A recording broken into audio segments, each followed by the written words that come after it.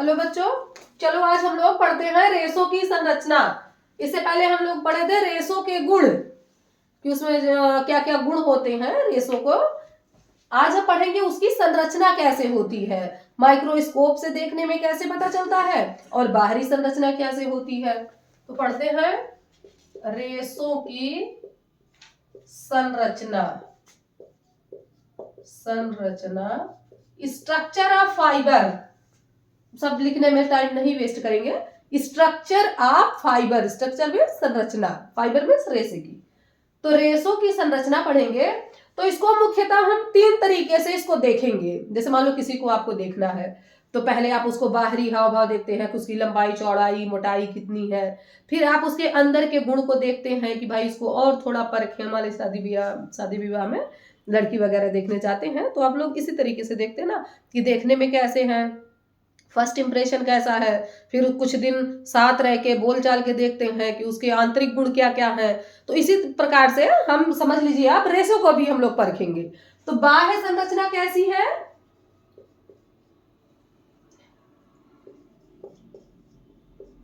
बाह्य संरचना कैसी है, यानी कि एक्सटर्नल और आंतरिक संरचना कैसी है। आंतरिक संरचना हम तब जान पाएंगे जब हम माइक्रोस्कोप से देखेंगे और रासायनिक आधार पे इसके क्या क्या है, क्या स्थिति है, रासायनिक संरचना इसकी कैसी है। तो बाह्य संरचना हम देखेंगे, बाह्य में क्या क्या देखेंगे इसको आप लोग जान लीजिए। तो बाह्य संरचना में हम लोग देखेंगे इसकी लंबाई, मजबूती, व्यास, सतह, ऐंठन, ये हमारी क्या है बाह्य संरचना, जिसको हम देख रहे हैं कि रेशे की लंबाई कितनी है, रेशे की मजबूती कितनी है, रेशे में व्यास कितना है। और वैसे व्यास तो सही मायने में तभी हम जान पाएंगे जब हम उसको माइक्रोस्कोप से देखेंगे। और एक मोटाई तो हम अंदाजा लगा ही सकते हैं, सतह सरफेस काउंटर वो छूने पे कैसा प्रतीत हो रहा है। और ऐंठन यानी कि ट्विस्ट, इसका जो ऐंठन है वो क्या है, ट्विस्ट। इसमें का हम लोग एक एक पढ़ लेते हैं। जैसे मान लीजिए लंबाई,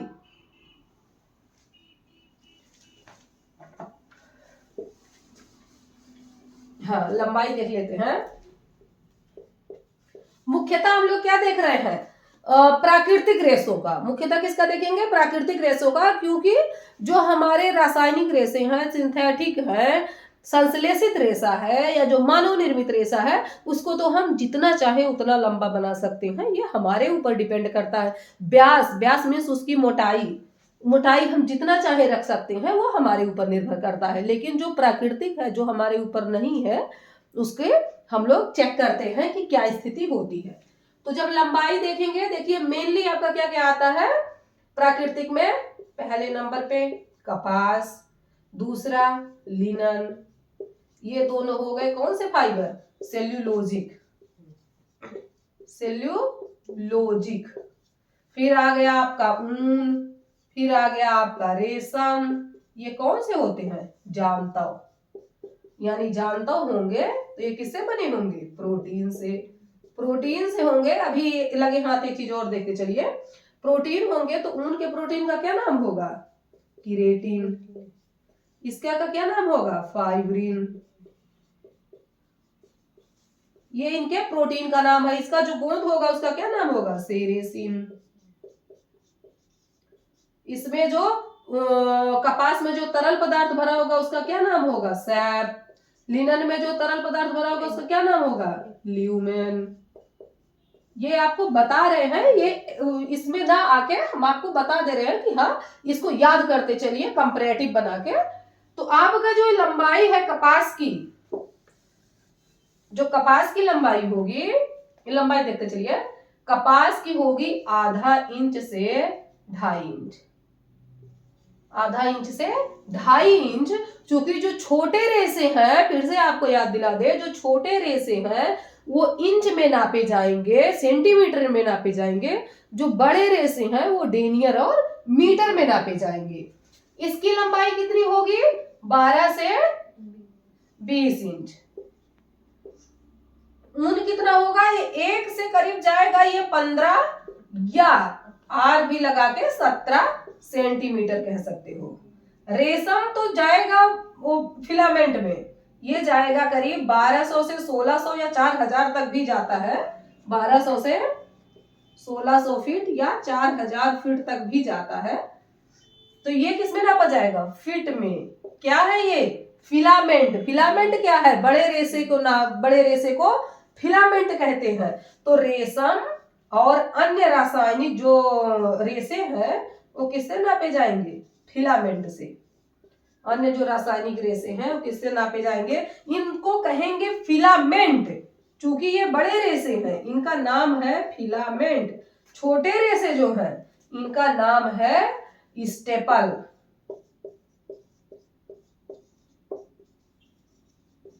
स्टेपल फाइबर। ये हो गई आपकी लंबाई। अब हम लोग आते हैं मजबूती।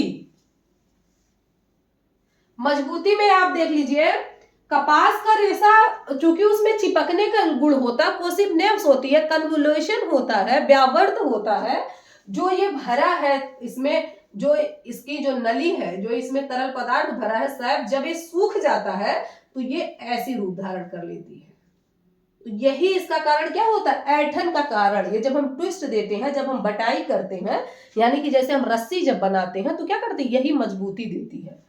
तो लेकिन इससे भी ज्यादा कपास के कंपैरेटिव लिनन क्या होता है? ज्यादा मजबूत होता है। लिनन क्या होता है? ज्यादा मजबूत होता है। और यहां पे आप देखेंगे तो ऊन जो है, ऊन कमजोर रेशों में आता है। उस किसकी? रेशम की अपेक्षा ऊन किसमें आएगा? ये कमजोर होगा। और ये जो रेशे हैं रासायनिक, ये तो मजबूत होते ही हैं क्योंकि मनुष्य अपने अकॉर्डिंग बना रहा है। अब आपका आ जाता है व्यास।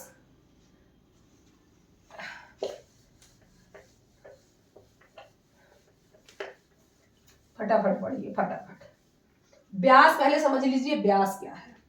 किसी भी चीज का, जैसे मान लीजिए ये आपका है, ये क्या हो गया चारों तरफ? ये परिधि हो गई। जैसे गाड़ी का चक्का, कोई भी टायर, गोल चीज, तो वो चौतरफा क्या हो गया? इसकी ये हो गई परिधि। ये क्या हो गया? इसका व्यास। ये स्थिति क्या है? व्यास। अब बीच सेंटर से स्थिति क्या है? ये है त्रिज्या। तो हम इसका जब हम व्यास देखेंगे, रेशे की गोलाई कितनी है, तो कितनी आती है? माइक्रोन में नापते हैं। माइक्रोन क्या है? माइक्रोन व्यास नापने का एक मात्रक है जो कि एक मीटर बराबर 1000 ml मिलीलीटर। 1000 मिलीलीटर बराबर मिलीमीटर यमम। मिलीमीटर बराबर 1 माइक्रोन। एक यमम बराबर, 1 यमम जो होगा उसका 1000वां हिस्सा क्या आएगा आपका? माइक्रोन। माने कि 1 यमम के जब आप 1000 हिस्से तोड़ेंगे तब जाके हमको 1 माइक्रोन 1000वां हिस्सा हमें मिलेगा। तो कपास में कितना होता है? 16 से 20 माइक्रोन इसका व्यास होता है। अब माइक्रोन का मात्रक कैसे लिखा जाता है? ऐसे यू बना दो, दोनों तरफ इसके निकाल दो, कोने निकाल दो।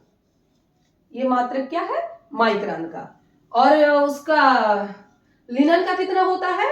12 से 20। ऐंठन की जब हम बात करते हैं, ऐंठन मीन्स क्या होता है कि किसको, जो जितना ज्यादा जिसमें कन्वोल्यूशन होगा, जितना व्यावर्त होगा, वो धागा उतना ही मजबूत होगा। इसलिए कपास की क्वालिटी क्या है? कपास की क्वालिटी क्या होती है? कपास का चूंकि छोटे फाइबर हैं इसलिए स्टेपल फाइबर हैं। फिर भी इनमें इतना चिपकने का गुण होता है कि हम अविरल धागा तैयार कर सकते हैं। लंबे धागे से हम तैयार कर सकते हैं। तो ये भी, और इसका जो आता है लिनन, उसमें भी अच्छी स्थिति होती है, लेकिन कपास में ज्यादा अच्छी स्थिति होती है ऐंठन की, ट्विस्ट की। ये प्रति वर्ग इंच 200 से 400 ऐंठन होता है। 400 ट्विस्ट होता है 200 से प्रति वर्ग इंच। वर्ग लंबाई चौड़ाई चारों भुजाएं जिसकी बराबर हो भाई, वो वर्ग कहलाता है। अगर ये ना बना हो तो आप मान लो कि चारों बराबर होगा, वो कहलाएगा वर्ग। और प्रति इंच माने एक चारों तरफ से, 1 इंच का चारों तरफ, वो आपका उसमें कितनी होगी, ऐंठन कितना होना चाहिए, 200 से 400 कपास में होता है प्रति वर्ग इंच।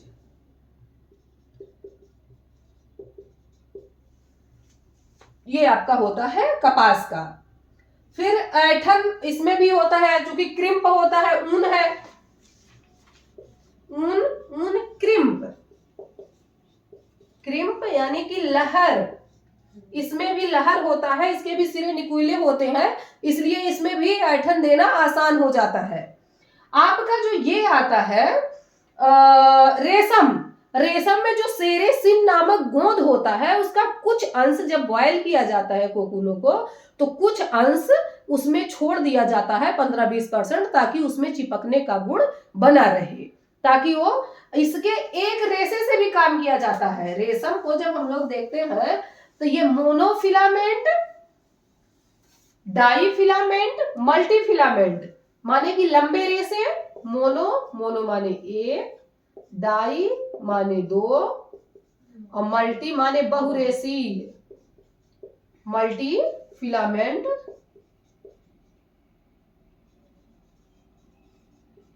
यानी कि बहुरेशीय धागे।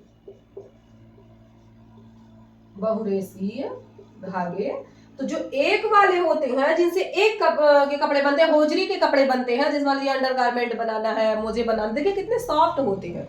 क्योंकि एक धागे से बनेगा तो जाहिर सी बात है कि वो कोमल रहेगा, लेकिन जो 2 धागे से बनते हैं वो थोड़ा मोटा होता है। तो मोनोफिलामेंट के होजरी के वस्त्र बनते हैं, होजरी के वस्त्र। 2 वाले क्या होंगे, 2 धागे को आपस में ट्विस्ट कर दिया जाएगा, बट दिया जाएगा, ऐंठन दे दिया जाएगा। और ये जो मल्टी फिलामेंट होते हैं, इससे भी साड़ी वगैरह आपकी बनती है। क्यों साड़ी भाई, साड़ी नहीं साड़ी, क्योंकि मजबूती होती है। जब 2-3 धागे एक दूसरे में बढ़ दिए जाएंगे तो उससे क्या होगी, मजबूती हो जाएगी। सतह छूट गया क्या, सरफेस काउंटर, सतह शायद छूट गया। सतह मीन्स कि आपको छूने से कैसे लग रहा है, आप फील कैसा कर रहे हैं। जैसे आप कॉटन के कपड़े को, कॉटन के टुकड़े को छुएंगे तो आपको ठंडापन महसूस होगा, कुछ नमी नमी सी लगेगी, तो हम जान जाते हैं कि हाँ ये कॉटन के हैं। जब आप ऊन को कुछ देर, ऐसे मान लीजिए ऊन के कपड़े उस पे आप लेटे हैं या ऊन को हाथों में लिएंगे, तो थोड़ी देर में गर्माहट लगेगी, पसीजने लगेगा, तो ये पता चलेगा कि हाँ ये ऊन के हैं।